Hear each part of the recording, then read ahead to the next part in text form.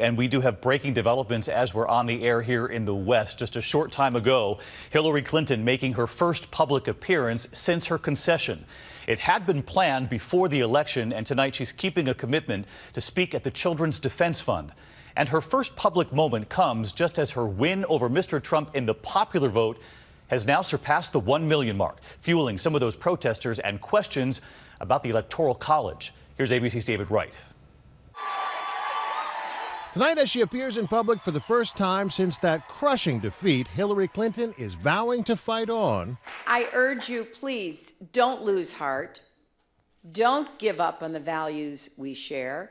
Believe in our country, fight for our values, and never, ever give up. She lost the election, but her lead in the popular vote is actually growing. Already more than 1 million votes ahead of Trump. By the time all the votes are counted, she may well end up with more raw votes than all but one of the men ever elected to the presidency. The lone exception, Barack Obama. This is what democracy looks like. The fact that she lost anyway is partly what's fueling outrage. Remember, Hillary got more votes than Donald Trump. Do you understand what that means?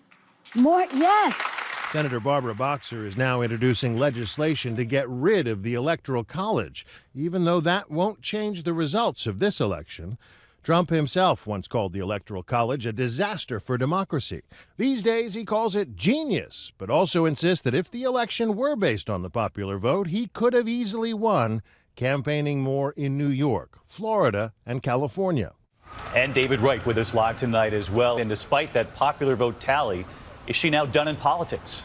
People are listening to that speech very closely to find out what her plans may be. Her speech at the Children's Defense Fund, something she agreed to long before Election Day, probably hoping to give a different sort of speech. David? David Wright with us as well. David, thank you.